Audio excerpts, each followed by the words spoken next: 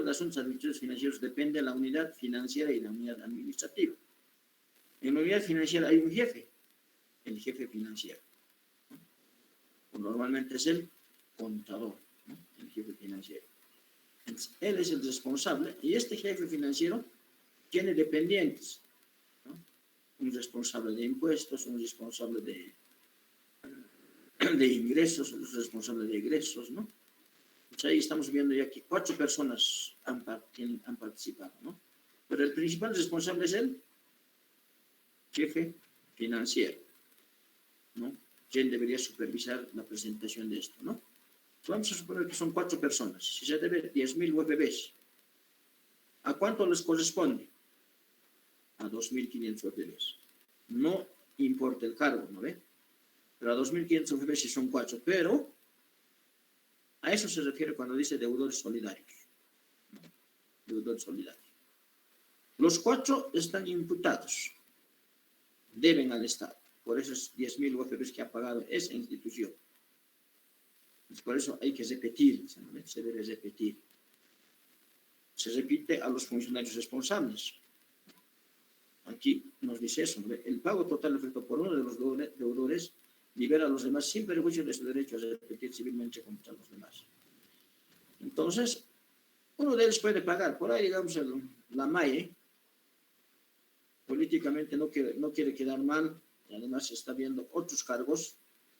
La MAE dice, ya, yo voy a pagar, o si no les dice a los demás, ya, yo pongo el 50% de ustedes, los 3 divídanse en partes iguales para pagar esto, porque finalmente quien es el responsable era el gerente o el director administrativo financiero. Se le verá, ¿no? Ella verá cómo va a distribuirse con los demás. Pero la MAE dice, voy a poner 50%. En este momento se unen y pagan. Por eso dice, cualquiera de ellos. Ahora, pueden pagar en conjunto o uno de ellos. Bueno, esto era lo que nos ha la auditoría determinado el pago de 10.000 UFBs. ¿Cuál es la cuenta? Deposita la cuenta. Se deposita la cuenta de la institución, presenta con una nota, ahí se libera, porque se ha pagado el total. Por uno de los deudores libera a los demás, dicen, ¿no? Los demás ya se liberan, ¿no? Por ahí, digamos, los funcionarios de abajo han desaparecido, solamente está la MAE y el director administrativo, han dado la cara.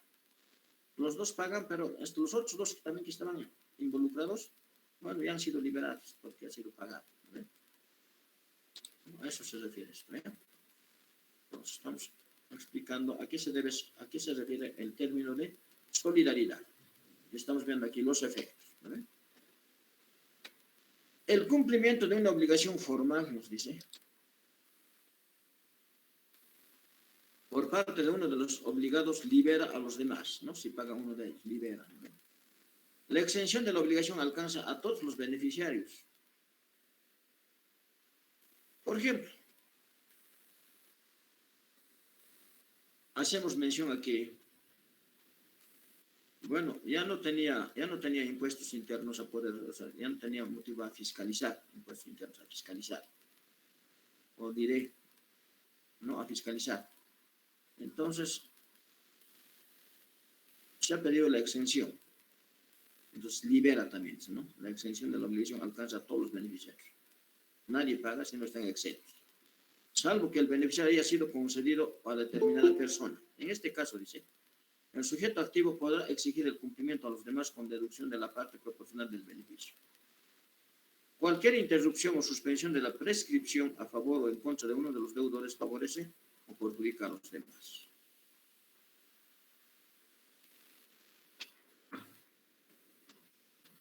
A eso se refiere solidaridad y efectos, ¿sí? Si hay alguna consulta. Porque ya ustedes al resumir ya se han dado cuenta qué dudas tienen, ¿no?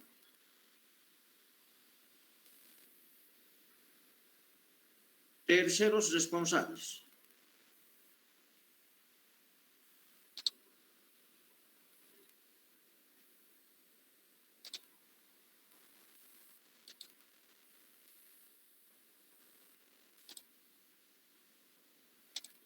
Terceros responsables.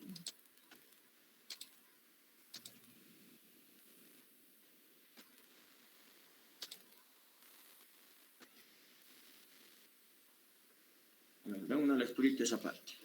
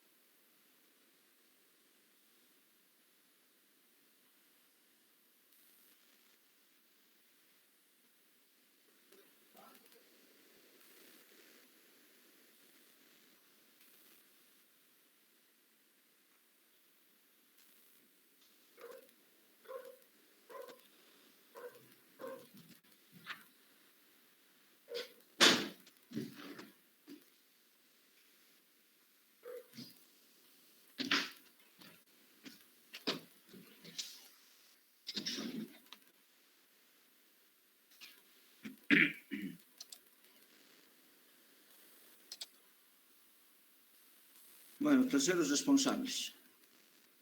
Son terceros responsables las personas que sin tener el carácter de sujeto pasivo deben por mandato expreso del presente Código de Disposiciones Legales cumplir las obligaciones tributarias. El carácter de terceros responsables se asume por la administración de patrimonio ajeno o por la sucesión de obligaciones como efecto de la transmisión gratuita o onerosa de bienes. Si mis padres me han heredado vamos a decir, un departamento y eso estaba en alquiler, mientras todo se legalice, entonces ya se convierte en tercero responsable, ¿no? Porque mientras se legalice se tiene que seguir pagando los impuestos correspondientes a alquileres. A eso se refiere el tercero responsable. ¿Cómo se describe? Dice, responsables por la administración del patrimonio ajeno, responsables por representación. Una empresa jurídica normalmente nombra gerente a una persona. Ese es el responsable por representación. Responsables subsidiarios. Solidaridad entre responsables. Derivación de la acción administrativa. Notificación e impugnación.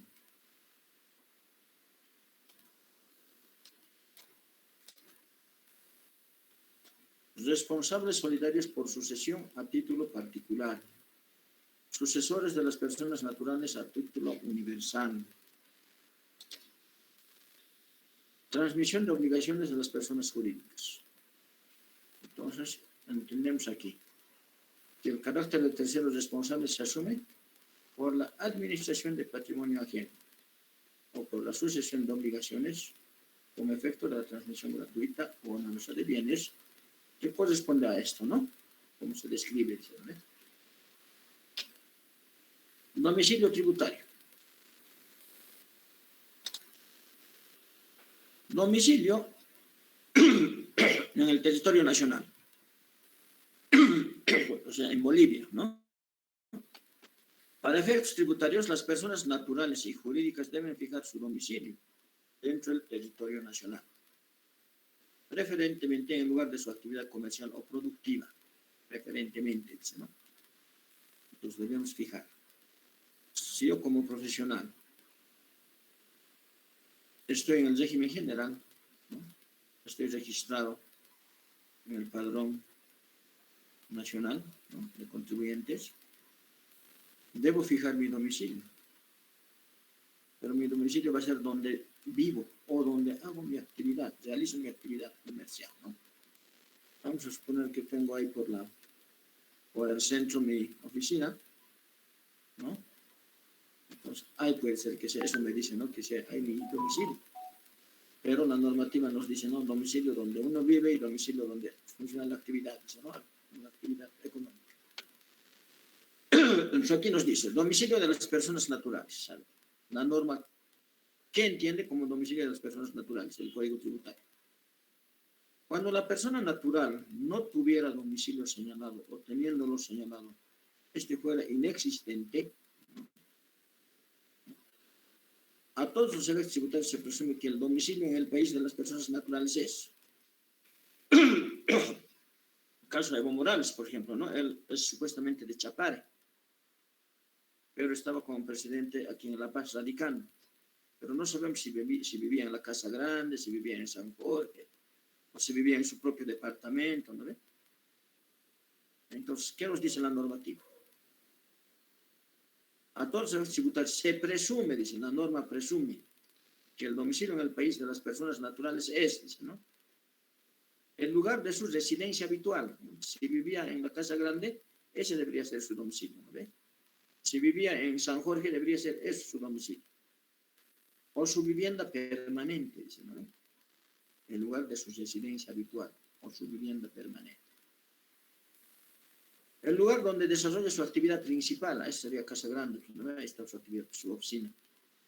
En el 12º piso, pero ahí tenía un palacete, ¿no? En caso de no conocerse la residencia o existir dificultad para determinar. El lugar donde ocurra el hecho generador. Por ejemplo, hay muchos que venden, ¿no? Ahí por correos. Ahí es el lugar del hecho generador. En caso de no existir domicilio, en los términos de los numerales precedentes. Entonces, cuando no hay un domicilio, dice el lugar donde ocurre el hecho generador. Eso es su domicilio. O sea, aquí nos está explicando dónde es el domicilio de las personas naturales. Aquí está, hay tres lugares que se consideran dónde debería ser su domicilio. Domicilio de las personas jurídicas. Cuando la persona jurídica no tuviera domicilio señalado o teniéndolo señalado este fuera inexistente, a todos los efectos tributarios se presume que el domicilio en el país de las personas jurídicas es. ¿Se acuerdan en el Alto? Ha habido una temporada, hace tiempito atrás, que había empresas, o que el gobierno municipal del Alto controló a ciertas empresas, pero estas empresas no tenían, o sea, han señalado un domicilio, pero en ese domicilio no existía. Era un callejón sin número, ¿no? O un callejón donde un puerto tenía número, pero nadie vivía ahí, ¿no? Y cuando querían ejecutar, ¿no?, las boletas de garantía, no había cómo ejecutarlas. Porque si bien estaba el domicilio, pero era inexistente, ¿no? Era inexistente. Dice, en ese caso, dice, ¿no?, a todos los efectos tributarios se presume que el domicilio en el país de las personas jurídicas es el lugar donde se encuentra su dirección o administración efectiva. O sea, la oficina funciona, no sé, pues en Río Seco, vamos a decir, ¿no? Una empresa. Ahí funciona su dirección administrativa. Ese debería ser el domicilio. El lugar donde se halla su actividad principal, en caso de no conocer dicha dirección administrativa, actividad principal. Vamos a suponer que tiene una tiendita ahí por el terminal, ahí distribuye sus productos que fabrica, que produce. Ahí es donde funciona la actividad principal. Eso debería ser, dice, el domicilio. En caso de no conocerse la dirección de la administración, ¿no? En este caso, la administración efectiva. Por ejemplo, hay una farmacia, no lo digo cuál es la farmacia, es una grande. Su domicilio principal, según documento, según la escritura, aquí está, ¿no? El señalado en la escritura de Constitución, es Cochabamba, ¿no? Es Cochabamba. Pero sin embargo, todo funciona aquí en La Paz. En Cochabamba, en ese lugar solamente funciona una sucursal. Entonces aquí dice, ¿no? El señalado en la escritura de Constitución, ¿no? Entonces, al momento de crearse una persona jurídica, en la escritura de Constitución tiene que mencionar dónde es el domicilio. En la calle Daniel Salamanca, número tantos, zona tantos, así, ¿no ve? Entonces eso lo exige el Código de Comercio. Pero les estoy diciendo, de esta farmacia que yo conozco personalmente, su domicilio principal, según la escritura de Constitución, es Cochabamba. Pero funciona aquí todo, en La Paz. El lugar donde ocurre el hecho generador, en caso de no existir domicilio en los términos de los numerales precedentes, lugar donde ocurre el hecho generador, ¿no? Es decir, donde se comercializa, ¿no? El lugar donde está comercializado. Para las asociaciones de hecho o unidades económicas sin personalidad jurídica, se aplicarán las reglas establecidas a partir del numeral 2 de este artículo. Se aplica, ¿no? Hay asociaciones, ¿no? Sin personalidad jurídica. Hay asociaciones sin personalidad jurídica. Eso van a ver en sociedades, ¿eh? En contabilidad de sociedades van a ver. Ahora, esto hay bastante, ¿no? Domicilio de los no inscritos, o sea, no se han registrado en el padrón biométrico nacional, ¿vale? No se han registrado, pero realizan una actividad económica habitual. De esos tenemos varios, ¿no? Se tendrá, dice, por domicilio de las personas naturales o asociaciones o unidades económicas sin personalidad jurídica que no estuvieran inscritos en los registros respectivos de las administraciones tributarias correspondientes, el lugar donde ocurre el hecho generador. Eso nos dice el artículo 40 del Código Tributario, donde ocurre el hecho generador. De los no inscritos. Domicilio especial. También puede haber domicilio especial. El sujeto pasivo y el tercero responsable podrán fijar un domicilio especial dentro del territorio nacional a los efectos tributarios con autorización expresa de la administración tributaria. El domicilio así constituido será el único válido a todos los efectos tributarios. En tanto, la administración tributaria no notifique al sujeto pasivo o al tercero responsable la revocatoria fundamentada de la autorización concedida. A estos no soliciten formalmente su cancelación. Entonces, el servicio o la administración tributaria puede fijar, dice, un domicilio especial a pedido del sujeto pasivo, ¿no? O tercero responsable. A ver, entonces esto de los domicilios creo que es muy importante. Para mí es muy importante esto. Si tienen alguna consulta, hasta ahí. Y si no hay, podríamos ir avanzando, ¿no? Objeto de la obligación tributaria. El objeto de la obligación tributaria es el cumplimiento de la prestación tributaria. Por tratarse de una obligación, puede ser exigida de manera coactiva. Por ejemplo, he hecho mi declaración del mes de enero, vamos a decir, de mis ventas por 10.000 o por 100.000. He hecho mi declaración jurada, pero no tenía dinero para pagar el impuesto, el 13%, 13.000, porque fin de año me lo he gastado el dinero, ¿no ven? Como no he pagado, ¿no?, esa obligación tributaria, me van a cobrar en forma coactiva. Si el contribuyente dice de esta manera, tiene una obligación de pago a partir del vínculo jurídico. Bueno, el vínculo jurídico es las ventas que realicé por 100.000, ¿no?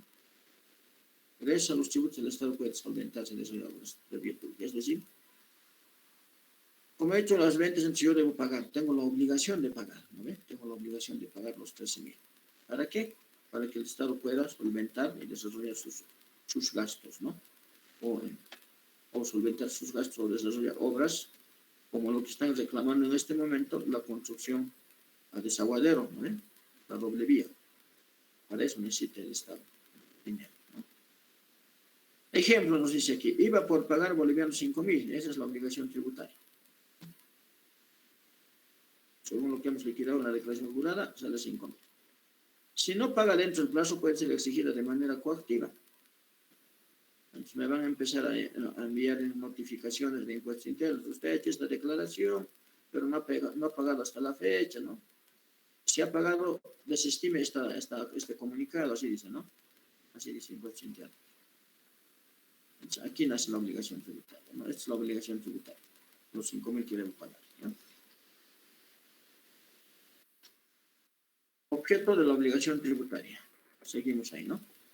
Toda ley tributaria debe señalar cuál es el objeto del gravamen, o sea, lo que grava. Es frecuente observar que se confunde el significado del concepto objeto del tributo con el de la finalidad del tributo. Cuando se habla de objeto del tributo, se está haciendo referencia a lo que grava la ley. En el caso del IVA, grava a las ventas, ¿no? A las ventas. Y no al fin, no sabemos, digamos, para qué estamos pagando, ¿no? Y no al fin, que busca con la imposición, ¿no? O sea, el fin del impuesto es solventar los gastos del Estado, ¿no? Ya sea gastos de inversión o gastos de gasto corriente, ¿no? Podemos definir el objeto del tributo como la realidad económica sujeta a imposición. El objeto del tributo quedará precisado a través del hecho imponible. Entonces, objeto de la obligación tributaria, aquí tenemos la estructura del tributo. Hecho generador o imponible, materia imponible objeto, base imponible, la alícuota, el sujeto activo, el sujeto pasivo y la exención. El hecho generador imponible dice causa que da origen al nacimiento de la obligación tributaria. Hecho jurídico con relevancia económica, ¿no? Materia imponible constituye el soporte de la imposición. Comprende los elementos que integran los flujos reales, bienes y servicios, nominales, ingresos y factores de producción. Base imponible, materia imponible, objeto sometido a imposición, expresada en valores, unidades físicas. Valores, unidades físicas. Mis ventas son 100.000, eso es entonces, ¿no? Base imponible, que está en valores, ¿no? Pero unidades físicas, ¿qué va a ser? En el caso del petróleo, 10.000 barriles de producción día. Ese va a ser mi base imponible. Por cada barril voy a pagar tanto de porcentaje, ¿no? 32%, 18% por barril, ¿no? Alícuota, cifra, coeficiente o porcentaje que se aplica sobre la base imponible para obtener el monto del impuesto a pagar. Entonces, tenemos una alícuota fijo y porcentual, ¿vale? Tenemos una alícuota fijo y porcentual, a la que se conoce como coeficiente. Sujeto activo, hemos visto que es el acreedor del tributo, que en general es el Estado. Sujeto pasivo, persona natural o jurídica obligada por ley al pago del impuesto. Exención, el no pago de tributos por mandato de la ley. Por ejemplo, las empresas mineras no pagan cuando exportan, ¿no? Están liberados, no pagan el IVA. Esa es la estructura del tributo. Ahora sí vamos a ir analizando qué es base imponible. ¿En qué número estamos?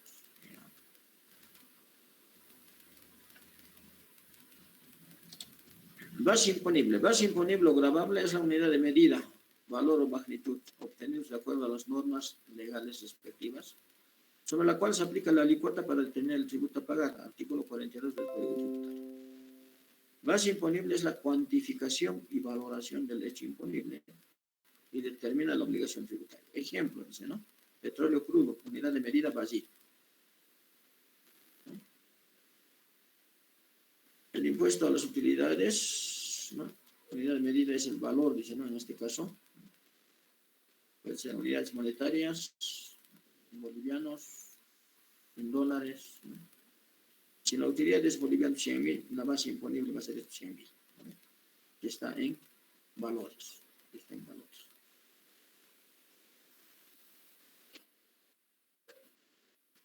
Métodos de determinación de la base imponible.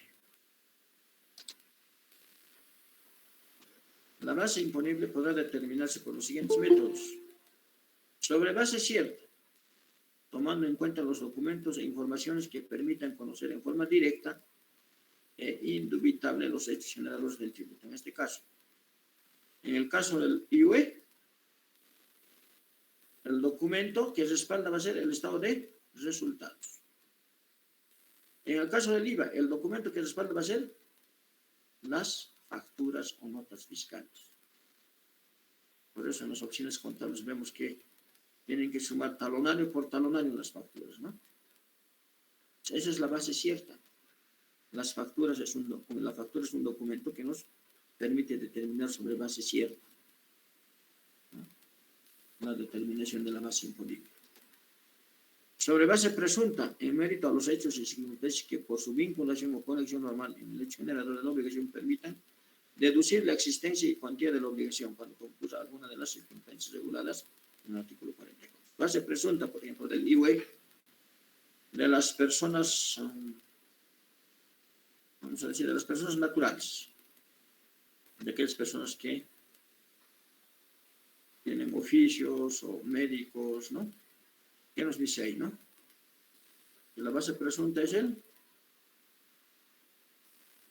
¿cómo pagamos el IUE? Es el 50%, dice, ¿no? La base presunta. Sobre eso calculamos el 25%, que representa el 12.5%, ¿no? Así. La base presunta. El legislador presume cuál va a ser su ingreso. Por ejemplo, una base presunta en el caso del, hemos visto, de uno de los regímenes especiales. A ver, ¿en qué régimen especial tenemos bases presuntas? A ver, jóvenes.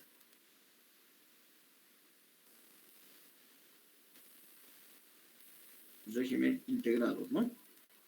Ahí tenemos base presunta. Trimestralmente o mensualmente, ¿cuál va a ser su ingreso? Eso es base presunta. Porque legalmente no es, ¿no?, el impuesto que está pagando, ¿no? También nos dice cuando la ley encomiende la determinación al sujeto activo, prescindiendo parcial o totalmente del sujeto pasivo. Esta deberá practicarse sobre la base cierta y solo podrá realizarse la determinación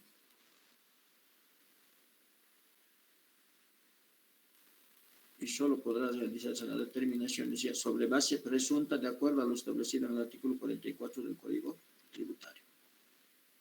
Entonces, de esa forma se determina la base imponible. Por ejemplo, dice, en el caso del impuesto a las utilidades, al cierre de un periodo fiscal, el estado de resultados establece si existe o no utilidad. Esa situación da lugar al hecho generador, que a su vez produce el nacimiento de la obligación tributaria. La base imponible está dada por ese mismo estado de resultados, que ha señalado que existen utilidades. Alícuota.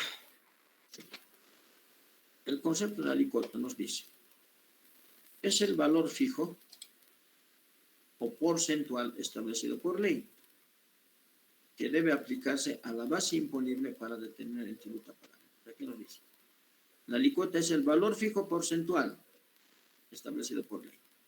En caso de examen, palabras claves, ¿no? Palabras claves. Que debe aplicarse a la base imponible para determinar el tributo a pagar. Ejemplo, ISAE fijo 348. Régimen simplificado, fijo, categoría 1, 47. Categoría 2, categoría 6. ¿Vale? Porcentual. Tenemos el caso del IUE, del IVA, del IT, ¿no? Es porcentual. Tenemos alícuotas fijos y porcentuales, ¿no?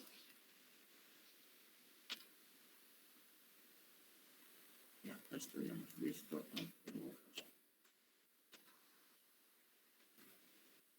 Bueno, a ver.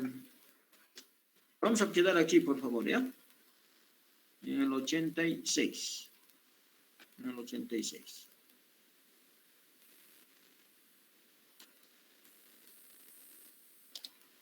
Si tienen alguna consulta, está ahí.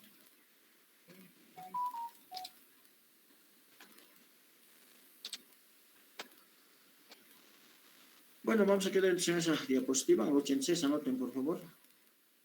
Nos vemos el día lunes. Muy buenos días, jóvenes. Si no hay ninguna consulta. Hasta luego. Hasta luego, licenciado. Hasta luego. Hasta luego, licenciado. Hasta luego, licenciado. Hasta luego, licenciado. Hasta